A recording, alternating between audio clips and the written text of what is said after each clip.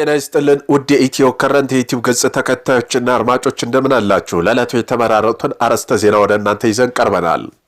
የባህር በር ካላገኘን ጦርነት ይኖራል ያሉት የኡጋንዳው ፕሬዝዳንትና የኬንያው ስጋት። የምስራቅ አፍሪካ ማህበረሰብ አባላት ሀገራት የሆኑት ኬንያና ኡጋንዳ በባህር በር ዙሪያ በቀረበ ጠንካራ አስተያየት ምክንያት ከፍተኛ ባለስልጣን መካከል የቃላት ምልልስ ውስጥ ተገብቷል። በዚህም ጉዳይ የዜና ትንታኔያችን አካተናል። ከዚሁም ጋር በተመሳሳይ በኢትዮጵያና በኤርትራ መካከል ምን ይፈጠራል የሚለው የዜና ትንታኔም በሰፊው አካተናል። በደቡብ ኢትዮጵያ ለሰዎች ሞት ምክንያት የሆነው ማርበርግ ቫይረስ መሆኑ ታወቀ። ክትባትስ አለው ወይ? መድኃኒቱስ ነው? በዚህም ጉዳይ ምን ያህል ጉዳት ያስከትላል የሚለው የዜና ትንታኔያችን አካተናል።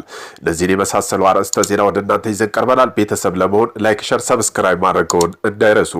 ወደ ዕለቱ የመጀመሪያ የዜና ትንታኔያችን ስናልፍ የባህር በር ካላገኘን ጦርነት ይኖራል ያሉት የኡጋንዳው ፕሬዝዳንትና የኬንያው ፕሬዝዳንት ስጋት። በምስራቅ አፍሪካ ማህበረሰብ አባል ሀገራት የሆኑት ኬንያና ኡጋንዳ በባህር በር ዙሪያ በቀረበ ጠንካራ አስተያየት ምክንያት ከፍተኛ ባለስልጣኖቻቸው መካከል የቃላት ልውውጥ ገብተዋል። የኡጋንዳው ፕሬዝዳንት ዩዌሪ ሙሴቬኒ ከአንድ ሳምንት በፊት ጥቅምት ወር ማብቂያ ላይ ሀገራቸው በኬንያ በኩል የህንድ ውቅያኖስ ይገባታል ብለው በይፋ መናገራቸውን አካባቢ ምን ያስከትል ይሆን የሚለው ስጋት ቀስቅሰዋል። ፕሬዝዳንቱ ጠንከር ያለ ጥያቄና ፈርጣማ አቋም ተከትሎ አንዳንድ በምስራቅ አፍሪካ ሀገራት መካከል ወደፊት ግጭት ሊቀሰቀስ ይችላል እያሉ ነው። ፕሬዝዳንት ሙሴቬኒ ይህን የተናገሩት ቅዳሜ ጥቅምት 29 2018 ዓ.ም በሰጡትና በሀገሪቱ የቴሌቪዥን ጣቢያ የተላለፈ ቃለ መጠይቃቸው ላይ ነው። ቃለ ምልልሱ የተካሄደው የምርጫ ቅስቀሳ እያደረጉ በነበሩበት በሀገሪቱ ምስራቃዊ ክፍል የምትገኘው ምንባሬ ከተማ ነበር። ፕሬዝዳንቱ በቃለ መጠይቃቸው ላይ የምስራቅ አፍሪካ ማህበረሰብና የመከላከያና የምጣኔ ሀብት ጥንካሬ ውህደት ባብራሩበት ወቅት የባህር በር ባልተቤትነት ጉዳይ አንስተዋል። ሙሴቬኒ አራት የምስራቅ አፍሪካ ሀገራት በኢኮኖሚያቸው በስፋት መሰረት ወታደራዊና የጠፈር ምርምር ጨምሮ የቴክኖሎጂ እድገት እንዳላቸው ተናግረዋል።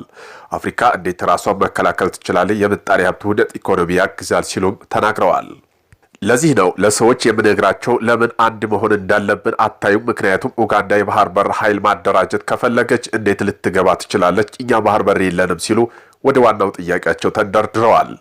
ኬንያ የኡጋንዳ ቁልፍ የንግድና አቅርቦት አጋር ብትሆን በጋራ የነዳጅ ማስተላለፊያ መንገድ ለመገንባት እንዲሁም የባቡር መስመር ለመዘርጋት ተይዘው የነበሩ ፕሮጀክት እቅዶች እስካሁን ድረስ ግን ተግባራዊ አልሆኑም። ፕሬዝዳንቱ ይህን በተመለከተ ሲናገሩ ማብቂያ የሌለው ንግግራቸው ከኬንያ ጋር አድርገናል በባቡር መስመር በነዳጅ ማስተላለፊያ ግንባታና ምክንያቱም ሀገራት በተፈጥሮ ባህር በር የላትም፣ ነገር ግን ውቅያኖስ ለኛ ይገባናል። ምክንያቱም እኔ ውቅያኖስ የት ናት? ያ ውቅያኖስ ይገባኛል። ወደፊት ጦርነት ይኖራል። ወደፊት ጦርነት መግባት አይቀርም አሉ። ይህ የሙሴቬኒ አስተያየት በኬንያ ውስጥ ማህበራዊ ሚዲያ መድረኮች በመደበኛ መገናኛ ብዙሃን ላይ የውይይትና የዘገባ ምንጭ ከመሆኑም አልፎ ቁጣንም እያስተናገደ ነው። በኬንያ የውጭ ጉዳይ ሚኒስቴር ከፍተኛ ባለስልጣን የሆኑት ኮይረስ ሲንጎር በሰጡት ምላሽ ሀገሪቱ ዓለም አቀፋዊ ሕግን እንዲሁም የግዛት መብትና የተፈጥሮ ሀብት በሚመለከቱ የሕግ ማዕቀፎች እንደምትገዛ በመጥቀስ የኡጋንዳ መሪ ሀሳብ ህገወጥ ውጭ ነው ሲሉ አመላክተዋል። ዩጋንዳ የባህር በር የሌላት ሀገር ስትሆን ፕሬዝዳንት ዩዌሪ ሙሴቬኒ የባህር ኃይል ስለመገንባት ያላቸው ፍላጎት እንዲሁም የህንድ ውቅያኖስ ያለምንም ገደብ የመጠቀም ፍላጎታቸው ሲናገሩ ምስራቅ አፍሪካ ውስጥ አዲስ ስጋት ፈጥሯል። ሙሴቬኒ ኡጋንዳ ባህር ዳርቻ ከሚገኙ ጎረቤቶች ኬንያ፣ ታንዛኒያ አገር ህገወጥ በሆነ መልኩ የባህር መብት እንዳላት በመግለጽ የማይቻል ከሆነ ወታደራዊ እርምጃ ሊኖር እንደሚችል ፍንጭ ሰጥተዋል። የእኔ ባህር የህንድ ውቅያኖስ ነው ያሉት ሙሴቬኒ ሀገር ያላት የወደብ ማግኘት ጥያቄ ከዲፕሎማሲ ይልቅ ብሔራዊ መብት ጉዳይ አድርገው አቅርበውታል። ውቅያኖሶችና ወደቦች መላው አህጉርን ማገልገል አለባቸው በማለት አንዳንድ የባህር በር ያላቸው ሀገራት በራስ ወዳድነት አስተሳሰብ ተችተዋል። ሙሴቬኒ ፕሬዝዳንት ዊልያም ሩቶ ከ2004 ጀምሮ ከምዕራብ ኬንያ ኢልዶሬት ተነስቶ ኡጋንዳ ዋና ከተማ ካምፓላ የሚደርስ የነዳጅ ማስተላለፊያ ለመዘርጋት ንግግሮች አድርገዋል። በመጋቢት 2024 የኬንያ ኡጋንዳ ብሔራዊ ነጻ ድርጅት ወይም ብሔራዊ ነዳጅ ድርጅት የኬንያ ነዳጅ ማስተላለፊያ በመጠቀም በሞምባሳ ወደብ በቀጥታ የተጣራ ፔትሮሊየም እንዲያስገባ ፍቃድ ሰጥታለች። የዚህ ውሳኔ ዓላማ የነበረው በኡጋንዳ ያለው የነዳጅ ዋጋ ዝቅተኛ ማድረግ ነበር። ዘስታር የተሰኘ የኬንያ ጋዜጣ ይህ ኬንያ ኡጋንዳ የንግድ መስመር ተቆጣጣሪ መቆየት የፈጠረው የከረመ ብሶት ነው ሲሉ ዘግቧል። በኬንያ የኡጋንዳ ንግድ መስመሮች በመቆጣጠር ላይ ያለው ጥልቅ ብስጭት የሚያንጸባርቅ ነው ሲሉም ተችተዋቸዋል። አክሎም የክልላዊ ውህደት ጥሪ ሲያቀርቡ የነበሩ ፕሬዝዳንት ሙሴቬኒ ድምፀታቸው መቀየር ትዕግስት ማጣታቸውና በኬንያ ላይ የከረመ ስጋት እንዳላቸው ያሳያል ብለዋል። ማሪም አስተያየታቸውን ከኤልዶሬት እስከ ካምባላ ያለው የነዳጅ ማስተላለፊያ መስመር ዝርጋታ እንደሚንጎ ደሴት ባሉ የቆዩ ውዝግቦች ላይ ውጥረት መኖሩን ያሳያል። ሌላው የኬንያ ጋዜጠኞች የፕሬዝዳንቱ ንግግር የመጣው ኬንያ ኡጋንዳ ንግድ መስመሮች ተቆጣጥራ መቆየት የፈጠረ የከረመ ብሶት ነው ሲሉ ዘግበውታል። ኡጋንዳ የባህር በር የሌላት ሀገር ስትሆን ፕሬዝዳንቱ ባህር በር ስለማግኘት የሰጡት አስተያየት በባህር በር ማግኘት ጉዳይ ላይ ወደፊት የኬንያ ጋር ጦርነት ልትገባ ትችላለች የሚል ፍራቻ ቀስቅሷል። ፕሬዝዳንት ዩዌሪ ሙሴቬኒ በኬንያ ላይ ያነጣጠረ መሰል የተሸፈነ ስጋት ውስጥ ወደፊት ወደ ህንድ ውቅያኖስ መግባት ለማረጋገጥ በምስራቅ አፍሪካ ማህበረሰቡ ስለሚደረጉ ጥረቶች ጦርነቱ ያስጠንቅቀዋል ሲል ዘስታር ጋዜጣ ዘግቧል። የኡጋንዳ የባህር በር የማግኘት ጥያቄ ስታቀርብ ይሄ መጀመሪያ አይደለም። እንደ አውሮፓ አቆጣጠር 1970ዎቹ አምባገነኑ ኤዲ ማይኒንጉ ዳዳ የስልጣን ዘመን ተመሳሳይ ጥያቄና ዛቻ ኬንያ ላይ ተሰንዝሮ ነበር። ባሩ 1976 ኤዲ መንዴን የኬንያ ሰፊ ክፍል በኃይል ጠቅልሎ ለመያዝ ዝተው በናይሮቢ 32 ኪሎ ሜትር ርቀት ላይ የሚገኘውን ስፍራ ይገባኛል ሲሉ ተናግረው ነበር። በተያያዘም ጊዜያትም ሁለቱ ሀገራት መካከል ባህር በር የማግኘት ሰበብ የሚነሱ ውጥረቶች ግን ወታደራዊ እርምጃ አልተሸጋገሩም።